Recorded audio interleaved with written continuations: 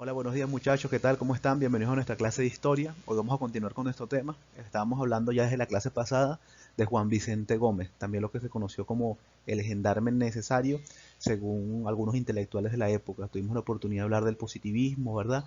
Este, cuál era la relación del positivismo con esto, además como ciertos intelectuales apoyaban la dictadura diciendo que bueno, que como Venezuela era casi un país selvático, necesitaba la mano dura, ¿verdad? La mano dura de un militar, de un caudillo que pusiera orden, ¿verdad? Entonces lo estábamos tratando de justificar. Esto se llama como el gendarme necesario. Vimos también sus políticas petroleras, cómo logró controlar los caudillos, y no solo los caudillos, sino también logró controlar a la población. El día de hoy nos vamos a enfocar brevemente en sus oposiciones. Es decir, Venezuela durante estos 27 años de dictadura tuvo plenamente calmado y en paz el país. ¿Cuáles fueron los principales oponentes o los actores que se le opusieron a la dictadura de Juan Vicente Gómez? ¿Cómo se tradujo eso? ¿Cómo se fundaron los partidos políticos? Y vamos a conversar brevemente sobre algunos gobiernos posgomecistas. Entonces, lo primero que nosotros vamos a, a analizar el día de hoy es precisamente los actores. ¿Quiénes son los actores? Los actores principales van a ser los obreros, los campesinos, la clase media politizada, los sectores de la socialdemocracia, la generación del 28 y los viejos caudillajes. Ya vamos a explicar un poco más de esto.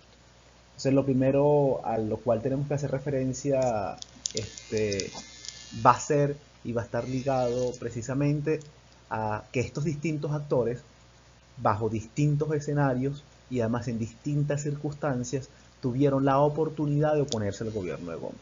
El primero fue los trabajadores petroleros cuando realizaron una huelga.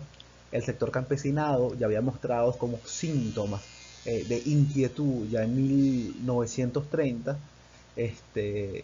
Y la clase media politizada la vamos a combinar nosotros con la generación del 28, digamos que fueron uno de los acontecimientos como más importantes. A partir ya de 1914 es importante que haya un grupo de estudiantes pertenecientes a la Universidad Central de Venezuela que se le niegan ante lo que iba a ser luego el municipio libertador de Caracas, en este momento como una especie de gobernación, se niegan a disolver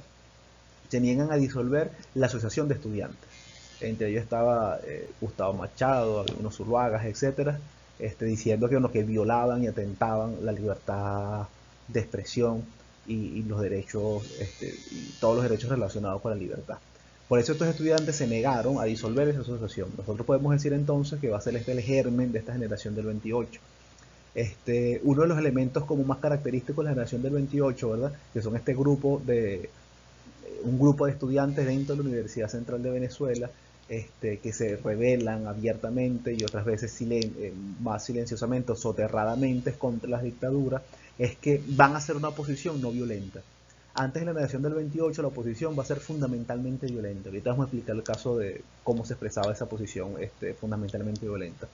Pero esta posición, que es una oposición que iba a ser pacífica, es decir, que se iba a poner al régimen de Juan Vicente Gómez con unos métodos no utilizados hasta ese momento, porque además el gobierno de Gómez siempre le había ganado a la oposición, porque la oposición siempre se había enfrentado a él mediante la violencia, ¿sí? O sea, mediante la insurrección armada, y este grupo de jóvenes se enfrentaban mediante consignas, mediante protestas, mediante paros, etcétera, y por eso tuvo una repercusión fundamental. Y quizás la repercusión más importante se va a dar luego, posterior a la muerte de Juan Vicente Gómez, cuando se encabezan una serie de protestas en 1936 por los derechos laborales y por mejores condiciones de vida. Pero digamos, de esta generación del 28 van a salir uno de digamos, como la dirigencia política que luego va a conformar los partidos políticos. Dentro de esta dirigencia nosotros podemos encontrar a los hermanos Machado, a Betancourt, etcétera, que van a formar en el exilio, porque bueno, estaban exiliados, dos grupos políticos fundamentales.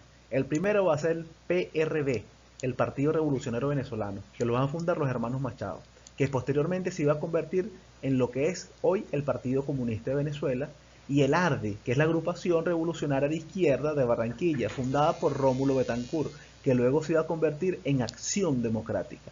Nosotros vemos entonces que el origen de los partidos en Venezuela se remontan ya a una oposición a Gómez. Es decir, el origen de los partidos se van a remontar a una oposición a Gómez, pero también desde un punto de vista ideológico se van a ubicar en la socialdemocracia. ¿Sí? Por eso se llaman revolucionarios y se llaman de izquierda, porque se ubican dentro del margen de la socialdemocracia.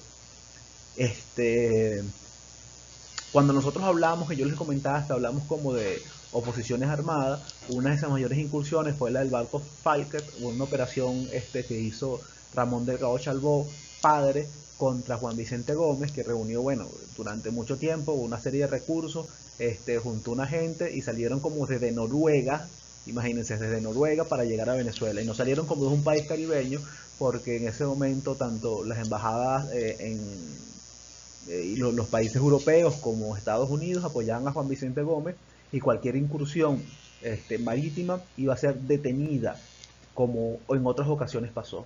Pero la incursión del FEI en aguas venezolanas se dio precisamente porque, bueno, hubo la posibilidad de que este barco saliera desde una región bastante lejana de Venezuela. Habían hombres mercenarios, por lo general había gente poco preparada, y esa gente, bueno, llegó a Cumaná, y en Cumaná el gobierno de Gómez, bueno, los mató a casi todos, y los que no mató los metió presos. Realmente como que la expedición falló, pero digamos, fue una expedición que falla porque había cometido muchos errores. El primer error es que se había organizado muy lejos de Venezuela, la gente no estaba preparada y además no organizaron a la par como este no organizaron a la par eh, otros eventos de relevancia dentro del territorio nacional. O sea, solo se quedaron diciendo, bueno, vamos a tomar la plaza de Cumaná, y cuando tomemos la plaza de Cumaná vamos a seguir a liberar a Venezuela. Y bueno, realmente eso no pasó, le pasó como lo mismo que le pasó a Miranda en sus expediciones. Cuando llegó aquí, no había suficiente organización, la gente que lo tenía que apoyar llegó al mediodía, como 6 horas después que este señor ya estaba muerto porque lo habían matado. este, y, y bueno, realmente ese resultado fue un fracaso, ¿no? Y fue como la última medida tomada de incursiones armadas al territorio venezolano para poder derrocar a la dictadura de Juan Vicente Gómez. Yo le voy a dar entonces una serie de lecturas que van a profundizar un poco más esto que estamos diciendo sobre las oposiciones. Es importante ver que, como ustedes sabrán, Juan Vicente Gómez se muere en el poder. O sea, Juan Vicente Gómez no lo derroca, se muere en el poder. Pero con la muerte de Juan Vicente Gómez es importante ver que no se acaba el gomecismo. El gomecismo sigue malherido, pero sigue vivo en los gobiernos posteriores. ¿Sí? Los andinos van a continuar en el poder en estos gobiernos post-gomecistas y van a estar como encabezados por Eleazar López Contreras e Isaías Medina Angarita. Aunque Isaías Medina Angarita era un presidente mucho más democrático, estaba bueno, dentro del marco de las negociaciones de los periodos post-gomecistas. Igual, bueno, vamos a tener esos momentos para analizar estos gobiernos tan particulares. Nos vemos en esta próxima clase.